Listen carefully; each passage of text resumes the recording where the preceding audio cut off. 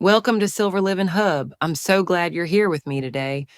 Today I want to tell you a story, something that I think you, or maybe someone you know, might have gone through at some point. It's about that quiet, nagging feeling that settles in when your kids grow up and move far away, too far for a quick visit, too far to hear their footsteps in the hall, or share a pot of coffee on a lazy Sunday. They're out there carving their own paths, and you're proud of them, so proud.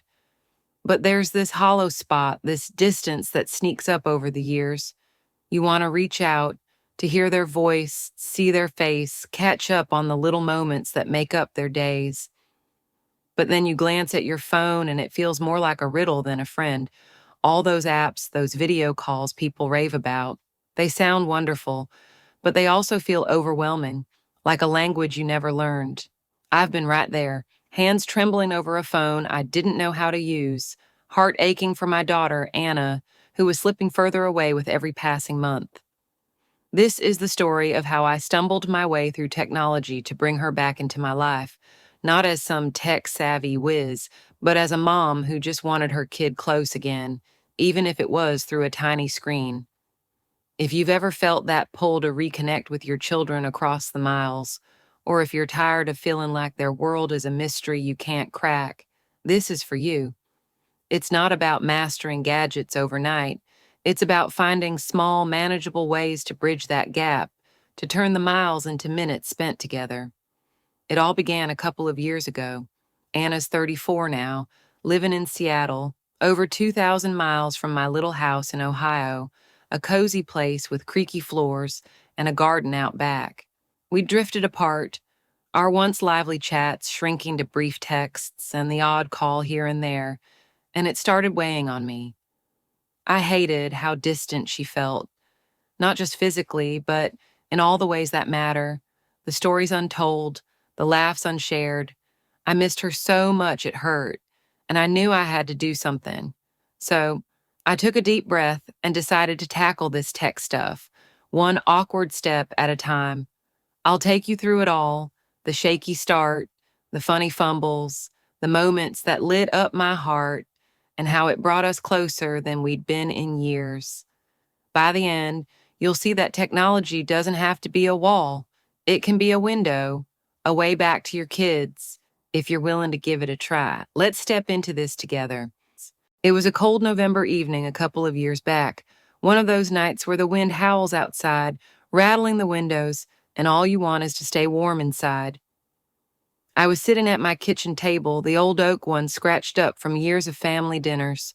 A cup of chamomile tea sat steaming in front of me, its little wisps curling up into the dim light of the overhead lamp.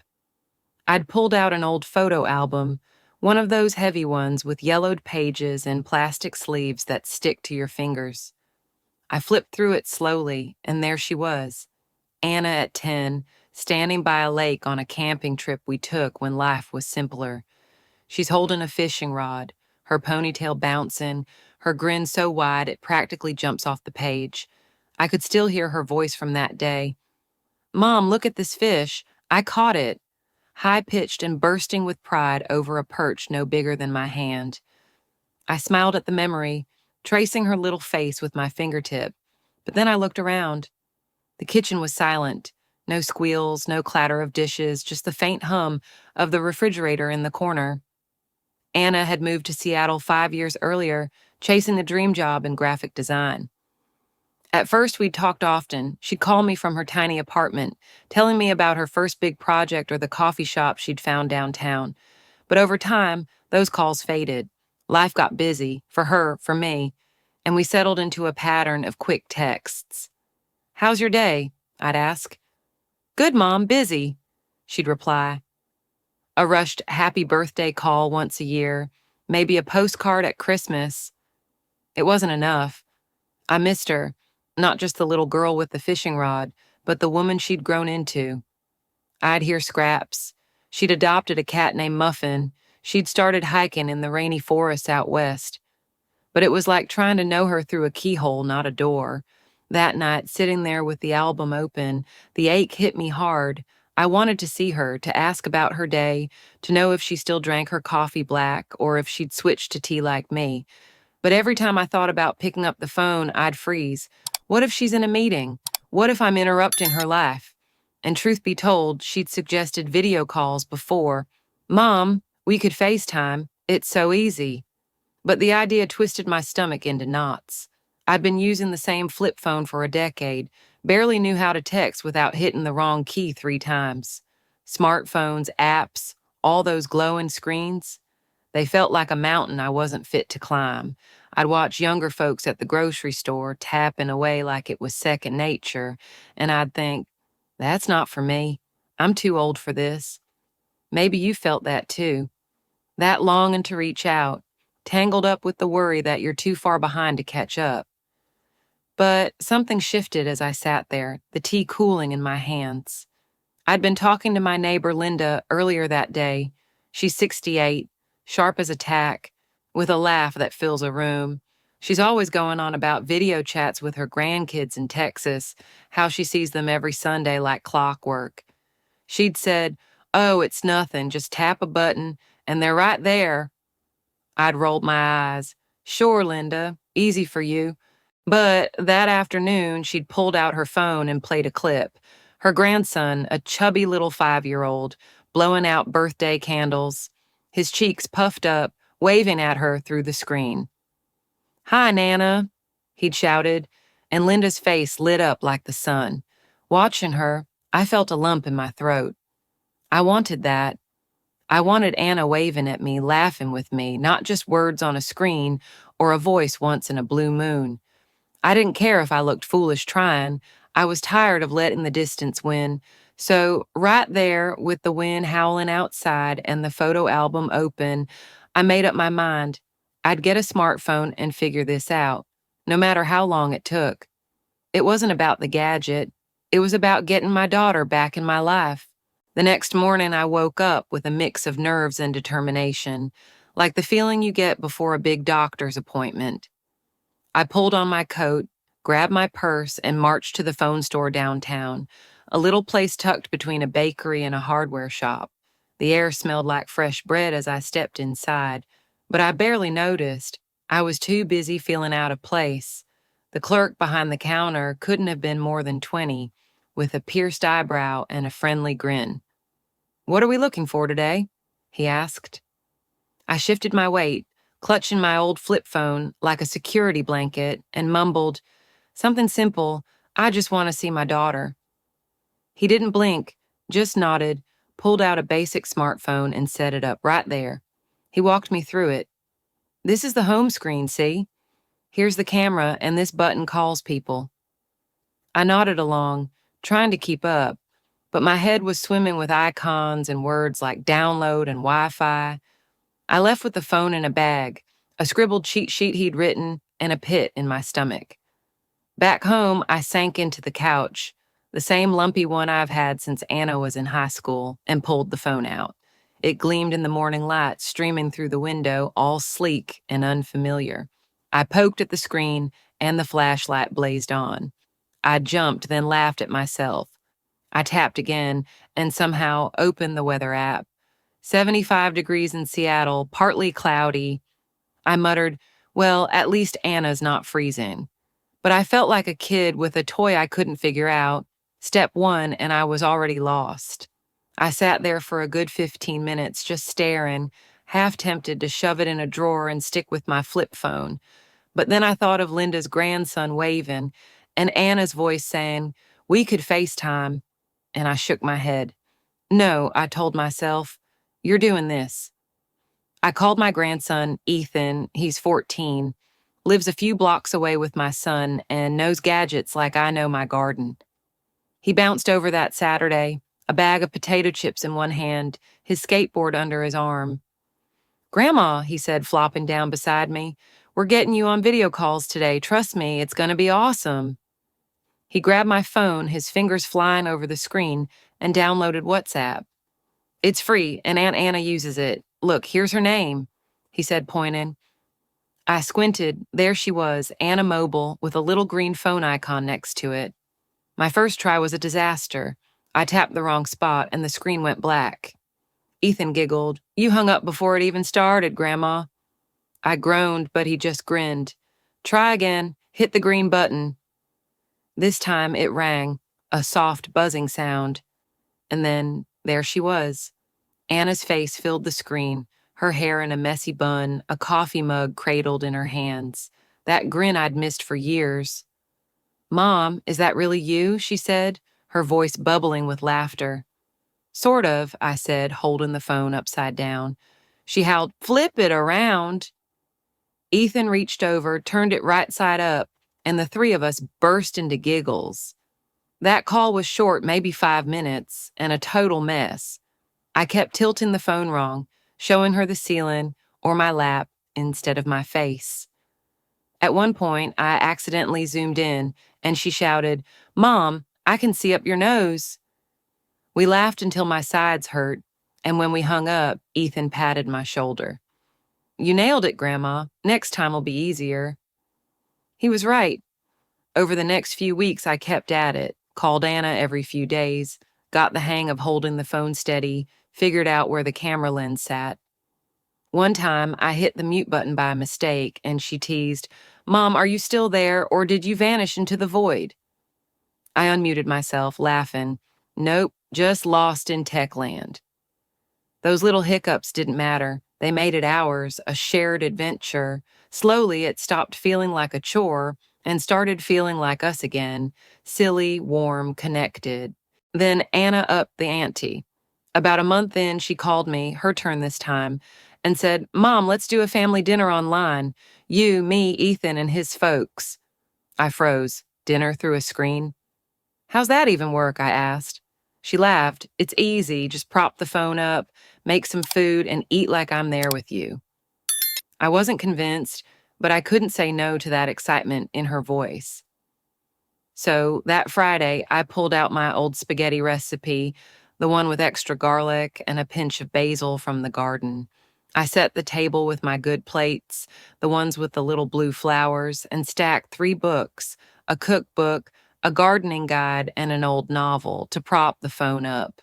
Anna joined from Seattle, her plate piled with stir-fry and rice. Ethan and his parents popped in from across town, their table covered with pizza boxes. We ate and we talked. Oh, how we talked. Anna told us about her cat Muffin knocking over a cactus she'd just bought. I turned around and there's dirt everywhere. Ethan bragged about a soccer goal he'd scored, mimicking the kick with his fork in the air. I grumbled about the rabbits chewing through my lettuce patch. I'm one step from putting up a fence. I spilled sauce on my shirt, waving at the screen, and Anna laughed. Mom, you're a pro at this. It wasn't perfect. The phone wobbled once, and Ethan's little sister photobombed with a goofy face. But it was everything. For an hour, the 2,000 miles didn't exist. We were a family, sharing a meal, swapping stories, just like the old days when Anna would sit at that very table, twirling spaghetti on her fork and telling me about her latest school project. When we hung up, I sat there at the table, the empty plate still in front of me, a smear of sauce drying on the cloth. Anna had said, This was so fun, Mom. Let's do it every month, okay? I leaned back in my chair, the house quiet again, but my heart full. I felt lighter than I had in years. No more piecing her life together from fleeting texts or guessing how she was holding up. Sure, I still fumble, forget to charge the phone sometimes and it dies mid-chat, or I'll tap the wrong thing and end up in some random menu. But it's worth every single stumble. That little screen brought her back to me. Not just her voice, but her face, her laugh, the way her eyes crinkle when she's teasing me. Maybe you felt that ache too, that wish to shrink the distance without needing a plane ticket or a perfect moment. Looking back, I can see what made it click. It wasn't about being a tech expert. I'm still nowhere near that. It was about starting small and giving myself room to mess up. That first call, upside down, zoomed in, a total circus. It didn't matter. Anna didn't care about the glitches. She cared that I was there, trying. Having Ethan by my side, someone young and patient, made it less daunting. I didn't have to figure it out alone, and that took the weight off my shoulders. And once I got comfortable, it wasn't just random calls, it became our rhythm, our lifeline. Those monthly dinners, those quick check ins, they've woven us back together like when she'd come home from college with a duffel bag of laundry and a dozen stories to spill. Now, she texts me before our calls. Ready for Sunday, Mom? And I grin every time. I've seen it work wonders for others, too. My friend Margaret, she's 72, lives down in Florida. Her son's in London with his family. She used to scoff at tech, said it was all noise and nonsense. But last year, her daughter-in-law sent a WhatsApp video, her grandbaby taking her first wobbly steps, little hands reaching out. Margaret cried right there in her living room, then dragged me over the next day. Show me how, she demanded. We sat on her porch, me pointing. Tap the green button, that's all you need. And within a week, she was calling them every Sunday. She watches that little girl toddle around, sings Twinkle, Twinkle through the screen, even rocks her rocking chair to the rhythm. She told me, I'd have missed her whole childhood if I hadn't tried. I can't believe I waited so long. Then there's John, my neighbor down the street. He's 65, a widower with a daughter in California. He'd barely touched a computer until last spring when her birthday rolled around. He decided to surprise her with a Zoom party, called me over to help set it up. We spent an hour figuring it out. No, John, that's the mute button, not the camera. But he got her and her siblings on the call through a virtual bash. He tried baking a cake, burned it black, bless him, but they all laughed, toasting with their glasses through the screen. He said, it was the best day I'd had since she moved. I felt like a dad again. And just last month, my book club friend Susan, she's 60, told me she'd started Skyping her son in New York. She'd been terrified of breaking the internet, but her niece showed her how, and now they cook together online. Her in Ohio with her pot roast, him in his tiny apartment with some fancy pasta. She beamed, we're closer now than when he lived down the road. So here's what I've learned, and maybe it'll light a path for you. If you're missing your kids, if the miles feel like a wall, tech can be your bridge. It's simpler than it looks. Don't let it scare you off. Start with something easy. WhatsApp's free, just one tap to call, and it works anywhere. Find a helper, a grandkid, a friend, even that techie teenager next door, and say, walk me through this. My trick? Practice a couple times. Call your kid out of the blue just to say, I'm figuring this out. How's your day going? Don't worry if it's a mess. They'll love that you're in the ring swinging. Anna still teases me about that first call. Mom, I'll never forget your seal-in. But it's our joke now, our story. Once you've got it down, make it a habit. Pick a day like Sunday chats or Friday dinners. Prop the phone on a stack of books or a cereal box, whatever works. Pour a tea or coffee and talk. Ask about their new coat, their noisy neighbor, the stray cat they fed, anything. Anna and I do Sundays every other week. She shows me her latest sketches. I show her the tomatoes I'm wrestling from those rabbits. It's not about being polished. It's about being there. If you're nervous, ease in with a text. Thinking of you, can we try a video call soon? Let them meet you halfway. They might even teach you a trick or two. You'll stumble. I still do. Last week, I called Anna's cat by mistake. Hit the wrong button and got a screen full of whiskers and a confused meow. She texted, nice one, Mom. You're a cat whisperer now. We laughed it off, and that's the beauty of it. It doesn't have to be perfect to mean the world. You're not just learning tech. You're telling your kids, you're worth this to me, worth every awkward minute. What do you think? Have you tried a video call yet? Or been too afraid to press start? Maybe you've got a tech win tucked away, or a flop that still makes you smile. Drop it in the comments. I'd love to hear how you're closing that gap, or if this feels like a road you'd walk down. This is what Silver Living Hub is all about, keeping family close no matter how far life pulls you apart. If this story stirred something in you, hit that subscribe button. We've got more real talk and tips coming your way. Thanks for sticking with me, and I'll see you next time.